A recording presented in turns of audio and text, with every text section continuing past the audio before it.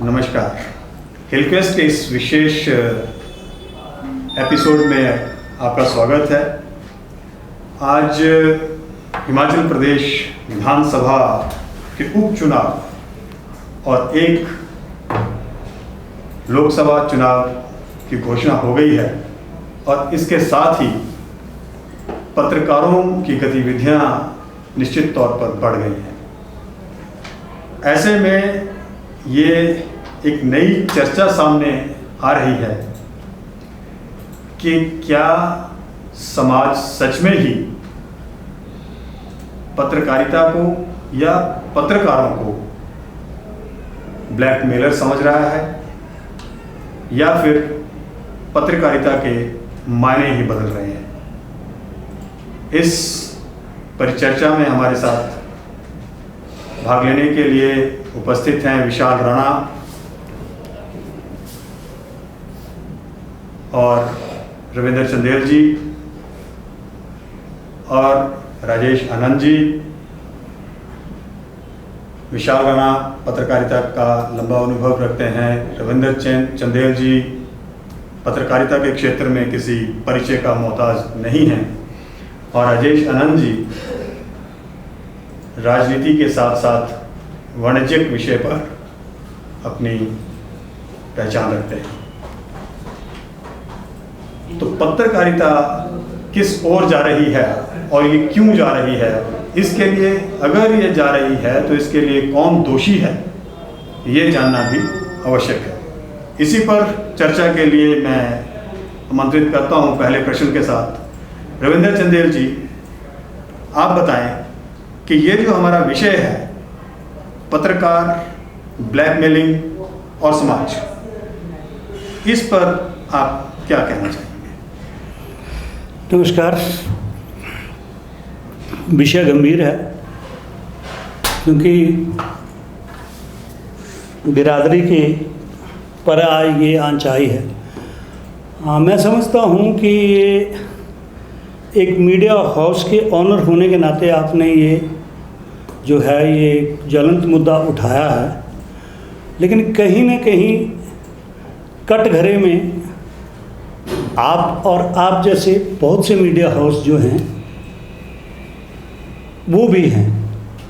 वो इसलिए कटघरे में हैं कि आपको इस बात का जो विश्लेषण करने की या इस मुद्दे को उठाने की जो ताकत दी है या जिस हैसियत से आप इस मुद्दे को उठा रहे हैं वो असली ताकत पत्रकारों की है।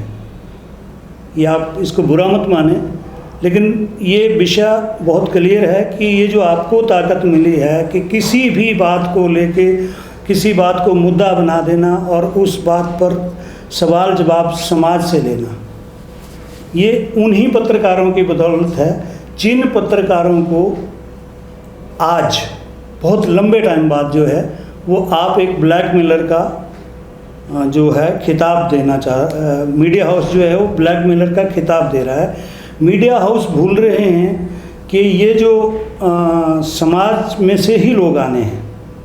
मीडिया हाउस भी समाज में का एक हिस्सा है। देखिए, मीडिया हाउस की जो भूमिका है वो एक अलग तरह की है।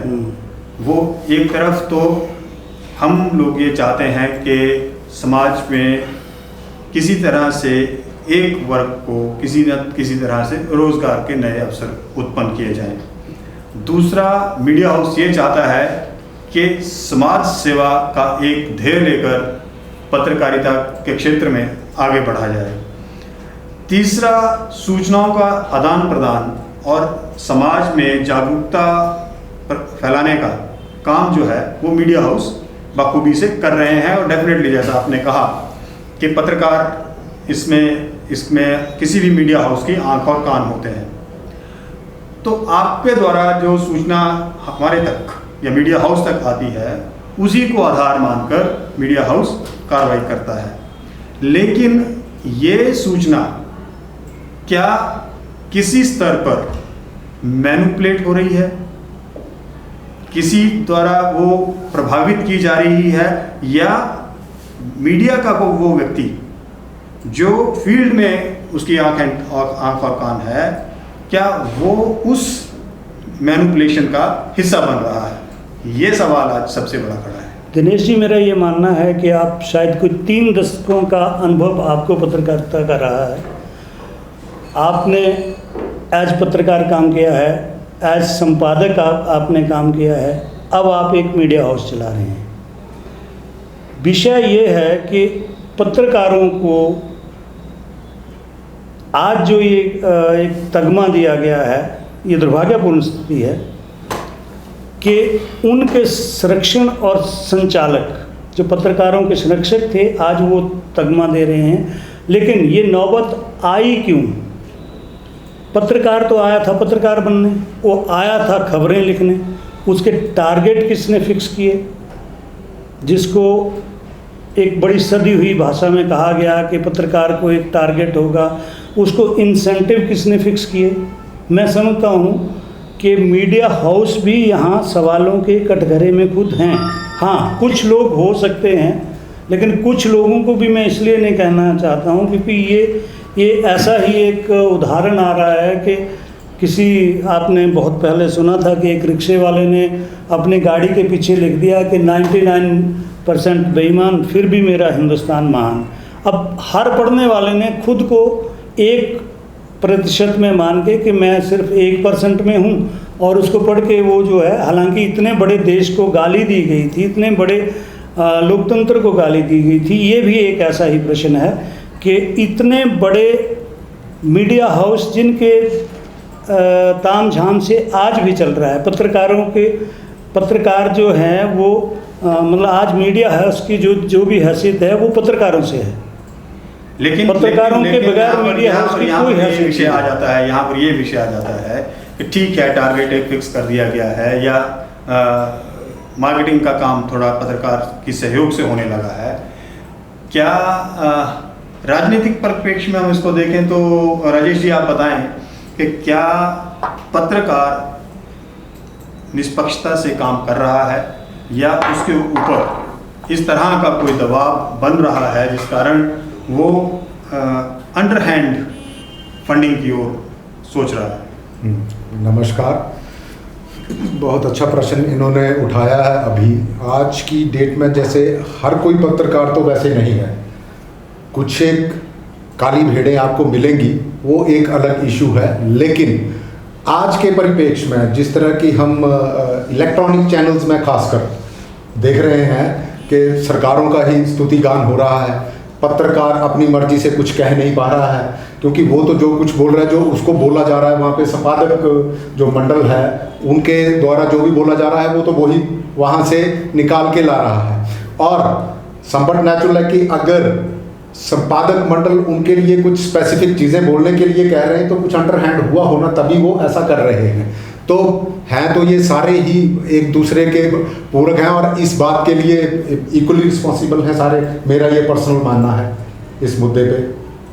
देखिए, रिस्पॉन्सिबल डेफिनेटली, जैसा कि आपने कहा राजेश जी, कि अब ये मैनेजमेंट जो है जिसको हम फंड मैनेजमेंट का नाम दे सकते हैं, ये संपादक और मैनेजमेंट लेवल पर चला गया है।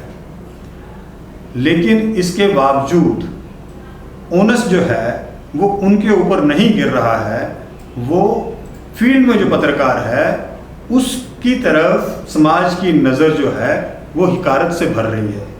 विशाल जी, आप क्या कहना चाहेंगे इस बारे में? देखिए सर, मुझे तो इस पूरे सिस्टम से ही जो इनकी शुरुआत होती है ना किस चीज़ की, उससे ही मुझे परेशानी है। देखिए कि पहले था कि यानी 20-25 साल पहले से बात हो, कोई भी मीडिया ग्रुप जब किसी सोसाइटी में आता तो एक मिशन लेके आता था।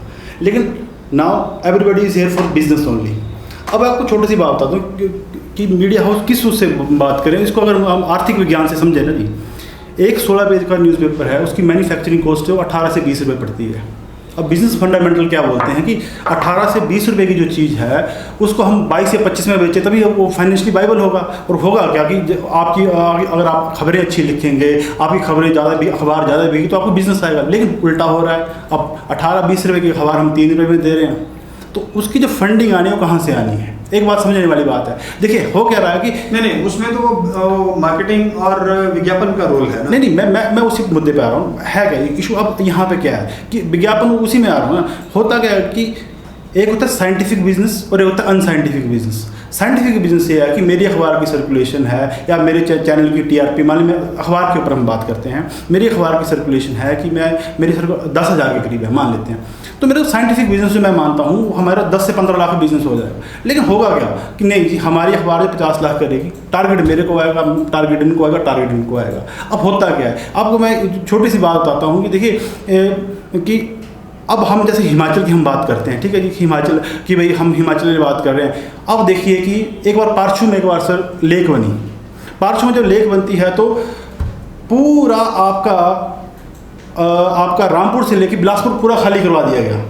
क्यों कराया गया कि बोला कि बाढ़ आ सकती है, लेकिन सतलुज के पानी पे अधिकार किसका है, पंजाब का। लेकिन हिमाचल की कोई भी अखबार जो है पंजाब के खिलाफ नहीं लिखे, क्यों नहीं कर रही है, क्यों हमें विज्ञापन लेना है।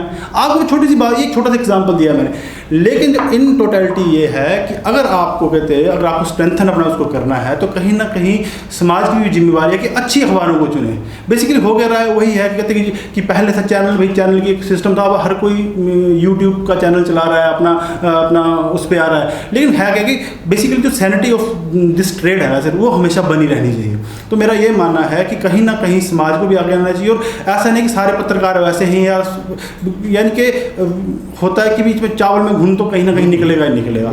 लेकिन ऐसा कि हम टोटलिटी अगर हमारे को बोलेंगे ब्लैक में देना, ऐसा नहीं है। There are so many people जिन्होंने एक अपना आदर्शपूर्ण जीवन व्यतीत किया है, जिन्होंने अपनी ईमानदारी से काम किया। आप एग्जाम्पल देखिए, क्या कहीं हम सवाल से एक थोड़ा सा और इधर हो रहे हैं कि क्या कहीं ऐसा लग रहा है कि जो मैनेजमेंट है, सपोज मैं एज ए चैनल हेड, मैं एज ए न्यूज़पेपर हेड, क्या मैं इस तरह का प्रेशर पत्रकार के ऊपर डाल रहा हूं कि भैया मुझे धन चाहिए, आप कहीं से लाओ? प्रत्यक्ष और परोक्ष में ये जो बात आपने कही ये 100% लागू होती है कि सारा जो प्रेशर है वो वहीं से आता है। और ऐसी जगहों पे प्रेशर आ जाता है जहाँ पे आपका रेवेन्यू ही नहीं है, बावजूद उसके जब ये कहा जाएगा, और मैं इस बात को कहने में भी गुरेज नहीं करूँगा कि ऐसी भी हिदायत आ जाती है कि उसकी खबरें मत लगाइए, या आप वहाँ से खबर भेजते भी हैं, जैसे आनंद जी हैं राजनीति से जुड़े हैं, वो जितनी अच्छी बात रख लें, वो अर्थ विज्ञान के बारे में बहुत अच्छा जानते हो, जितनी अच्छा हमें आर्टिकल लिख के दे दें जिससे समाज में एक जागरूकता फैले, वो नहीं छपेगा। वो इसलिए नहीं छपेगा कि आनंद जी जो है वो अखबार के लिए रेवेन्यू का हिस्सा नहीं है। जब हम हर समस्या को, हर राजनीति को, प्रशासन को जब हम रेवेन्यू की दृष्टि से देख रहे हैं तो ये चीज़ स्वाभाविक है। और रेवेन्यू की दृष्टि से देखते हुए जैसे आपने कहा कि संपादक और जो मालिक हैं वो संपादक और संचालक, ये इनका मुख्य रेवेन्यू का हिस्सा अब ये बनने लगे हैं या यही इसका संचालन कर रहे हैं। ये बात भी 100% सही है कि जब आपको टारगेट ही ऐसा आ जाएगा जिसको आप अचीव नहीं कर सकेंगे तो आपको मजबूरन आनंद जी की खबर रोकनी पड़ेगी, बी की खबर रोकनी पड़ेगी, क्योंकि आपको पता है कि उसकी खबर का कोई महत्व नहीं है। अब नहीं, क्या इस दबाव के आड़ में, क्या इस दबाव के आड़ में पत्रकार जैसा एक प्रचलन रहता है, मैं पत्रकार की बात नहीं करता हूँ, दूसरे फॉर्मेट्स में भी हम इस चीज़ को देखते हैं कि भैया इतना पैसा तो लगेगा क्योंकि पैसा ऊपर तक जाता है। ये एक तर्क वितर्क होता है जहाँ पर करप्शन का लेन देन होता है। तो क्या इस प्रेशर की आड़ में या इस तर्क की आड़ में पत्रकार जो डिमांड है या जो एक्चुअल फंडिंग आनी है, विज्ञापन लाख रुपए का लगना है, क्या उसकी आड़ में पत्रकार कोई घालमेल तो नहीं कर रहा है कि वो संस्थान को कुछ भेज रहा है, अपने पास कुछ रख रहा है? स्वाभाविक तौर पर ऐसा होगा। जैसे राणा जी ने बात कही, राणा जी विज्ञापन पर बहुत अच्छी पकड़ रखते हैं कि जब हम साइंटिफिक विज्ञापन ही नहीं कर रहे हैं, जब हम विज्ञापन दाता की ज़रूरत को ना देख के हम उस पर दबाव बना रहे हैं कि आपका सामान बिकता है या नहीं बिकता है, आपका संस्थान चलता है या नहीं चलता है, आपकी दुकान चलती है या नहीं चलती है, मुझे विज्ञापन चाहिए, ठीक है। और विज्ञापन की आड़ में उसको मतलब एक दबाव भी बनाया जाता है, उस पर भी एक मनोवैज्ञानिक दबाव बनाया जाता है कि मीडिया वाला है वो नाराज़ हो जाएगा।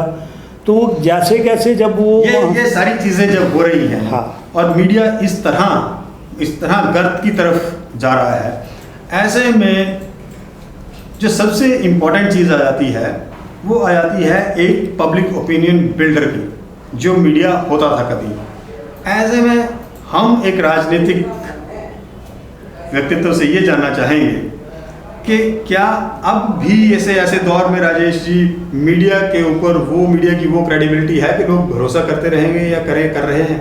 नहीं है, कुछ एक मीडिया हाउसेज अभी भी वैसे हैं जिनके ऊपर क्रेडिबिलिटी है लोगों की। और आपने एक पीछे थोड़ी देर पहले जो सवाल पूछा था कि पत्रकार फील्ड में रहता है, तो समवट नेचुरल है कि पब्लिक की नाराज़गी या किसी भी उनकी नाराज़गी जो है पत्रकार के प्रति ज़्यादा रहती है, क्योंकि दिख तो वो रहा है। बैकएंड पे जो आपका संपादक मंडल है या जो मैनेजमेंट है वो नज़र तो आ नहीं रहा किसी को कि ये क्या कर रहे हैं। वो तो मुखड़ा वो है, तो बुराई उसको बेचारे को झेलनी पड़ रही है। अभी जो कुछ एक मीडिया हाउसेज आप देखेंगे कि आजकल एक तरफा वो अभी यात्रा थी प्रधानमंत्री की अपने अमेरिका की, तो बहुत कुछ वहाँ पे घटित हुआ। तो किसी ने बड़ा अच्छा वहाँ पे वो ट्विटर के ऊपर एक कमेंट लिखा हुआ था कि भाई इन सबको माफ़ करो, इन बेचारों का कोई दोष नहीं है, पकड़ो उनको जो पीछे बैठे हुए हैं, भाई इनको तो जो बोला गया है ये वो कर रहे हैं। आपके यूएन में उनके बात करने गई वो, तो उसने भगाया कि चलिए आप। तो इस तरह की जो चीज़ें हैं, क्योंकि ओपिनियन मेकर की आपने बात करी, आज की डेट में ये फॉल्स ओपिनियन जो है ना, इसको पैदा किया जा रहा है कि व्हाट वी आर सेइंग वो ही ठीक है। कुछ एक मीडिया हाउसेस ऐसे बोलते हैं कि जो हम कह रहे हैं बस वही ठीक है, बाकी तो सब ऐसे ही है। कोई भी अगर आपके अच्छे प्रोटेस्ट हो रहे हैं उनको दिखाया नहीं जाता है, उनको डंप कर दिया जाता है, और कोई जो बात है उसका कोई मतलब नहीं है उसको उछल कूद कर करके बचाया जाता है। तो कुल मिलाकर इस परिचर्चा से क्या हम एक निर्णय पर पहुंच पा रहे हैं कि सुधार की आवश्यकता है?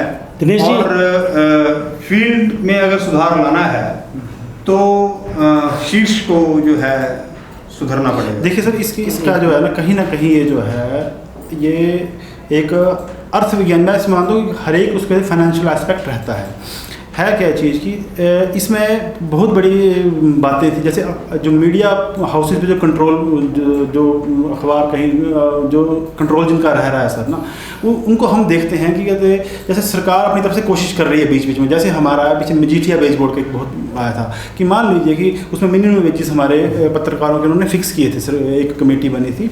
तो अगर वो मिनिमम वेजेस अगर उनको मिलने लग पड़े ना, तो उनका काम जो मजीठिया वेज बोर्ड को 10 साल हो गए, 10 नहीं वही उसी मुद्दे, बल्कि 15 साल नहीं, मैं उसी मुद्दे पर, वो अभी तक इम्प्लीमेंट नहीं हुआ। देखिए वो अगर मान लीजिए एग्जाम्पल देखिए, फॉर एग्जाम्पल हम लेते हैं कि वो इम्प्लीमेंट हो जाता है, तो यानी कि उसमें ग्रेडिंग है अखबारों की कि A grade, B grade, C grade, और आप हैरान होंगे अगर ए ग्रेड के अखबार है, किसी कोई पत्रकार अगर रजिस्टर्ड है तो उसकी जो मिनिमम वेजेस होंगे दैट इज़ अराउंड 60 to 70,000 की। जिस पत्रकार को 60 से 70 हज़ार मिलना शुरू हो जाएगा तो उसको क्या ज़रूरत है कि वो कहते किसी के विज्ञापन के लिए उसके आगे कहते झुकता रहे, ब्लैकमेलिंग करके। बेसिकली वही कुल मिलाकर आप ये कहना चाह रहे हैं कि वेजेस बढ़ने से ब्लैकमेलिंग सरकार प्रवेल कर रही है। लेकिन मेरी जानकारी में तो ये है कि एक्साइज और ये वो सब डिपार्टमेंट सरकार के 2-2, 4-4 लाख रुपए के पैकेज लेने वाले अफसर बैठे हुए हैं। यहाँ पर अगर ये होता तो यहाँ इन विभागों में करप्शन नहीं होती। उस विषय पे भी मैं आपके आ रहा हूँ, लेकिन मैं ये बता रहा हूँ कि उसमें जो होगा कि अल्टीमेटली जो कहते हैं उनका लेवल वो है ना, हर जगह लोग तो होंगे। अगर मान लो आप 5 लाख की तनख्वाह दे दोगे तो भी होंगे, ऐसा तो कुछ नहीं है। लेकिन कहीं ना कहीं वो एक सम्मानपूर्वक अपना जीवन व्यतीत कर पाएंगे। देखिए हम 10 पत्रकार खड़े होकर हम बैठेंगे और किसी से आप पूछ के बता दो कि तुम्हारी सैलरी क्या है, सर कोई भी ईमानदारी से कोई भी व्यक्ति नहीं बता पाएगा, इसी को मैं मानता हूँ। तो यानी कहीं ना कहीं उससे वो जुड़ा हुआ है। तो ऐसा नहीं है कि पत्रकार सारे, ऐसा नहीं है, पत्रकार कई बहुत अच्छे काम कर रहे हैं, लोगों की समस्याओं को लेकर आ रहे हैं। अगर आज गंगा में तैरती हुई लाशें दिखाई गई हैं तो किसी चैनल के द्वारा ही दिखाई गई हैं। अगर आज 45 साल की सबसे बड़ी बेरोजगारी भारत में हमें पता लगा तो किसी टेलीग्राफ जैसे, मैं अखबार का नाम लेना चाहूँगा, कई लोग ऐसा नहीं, उम्मीद की किरण तो हर जगह ही है, ऐसा नहीं सब जगह ऐसा ही है। दिनेश जी, इस सारे परिप्रेक्ष्य में मुझे एक बात कहनी है कि सारे परिप्रेक्ष्य में अगर मैं हिमाचल को देखता हूँ तो सबसे ज़्यादा जो नुकसान हुआ है वो पत्रकारों का हुआ है। छवि उनकी खराब हुई है, ब्लैकमेलिंग के स्टिग्मे उन पर लगे हैं। वो आए रोज़गार लेने थे, बेरोज़गार थे, पढ़े लिखे थे, आप भी उसमें हो सकते हैं। मैं बहुत से लोगों को जानता हूँ जिन्होंने दशकों जो है वो पत्रकारिता की सेवा में लगाए और आज वो कहीं चाय की दुकान पे खोखा कर रहे हैं या वो कहीं घर में बैठे हुए अपना खेतीबाड़ी से जो है वो अपना पेट पाल रहे हैं। लेकिन मैंने किसी भी मीडिया हाउस के मालिक को सड़क पे घूमते हुए नहीं देखा कि जी वो इतना लाचार हो गया है कि उसकी हालत इतनी ख़राब हो गई है कि वो अपना जीवन यापन नहीं कर सकता है। तो ये बहुत एक दुख चीज़ है कि आज ये जिन लोगों के लिए ये आप ही सर्वे नहीं कर रहे हैं, मुझे मेरी जानकारी में कोई और भी ऐसे सर्वे कर रहा है, सॉरी सर्वे मतलब आप तो चर्चा कर रहे हैं, कोई और मीडिया हाउस भी ऐसा चर्चा कर रहा है। लेकिन ये दुर्भाग्यपूर्ण स्थिति है कि आप एक आदमी को गलत ठहराकर जो है वो आप समाज से ही ओपिनियन बनाने में लग पड़े हैं कि समाज जो है ओपिनियन दे कि क्या पत्रकार जो हैं ब्लैकमेलर हैं। तो इस सारे हमाम में सब नंगे हैं। अगर पत्रकार ब्लैकमेलर हैं तो मीडिया हाउस के जो संपादक और मालिक हैं वो भी कहीं इस आरोप से अछूते अलग नहीं है। तो ये स्टिग्मा उन पर भी आता है। ये thank you everyone, thank you very much. और कुल मिलाकर सुधार की आवश्यकता है, पत्रकारिता में ही नहीं, सरकार के अन्य विभागों में भी और अन्य क्षेत्रों में भी, क्योंकि जहाँ जिसको मौका मिल रहा है वो उसे चूकना नहीं चाहता। इसी के साथ आपका बहुत बहुत धन्यवाद। देखते रहें हिलक्वेस्ट न्यूज़ चैनल। Thank you.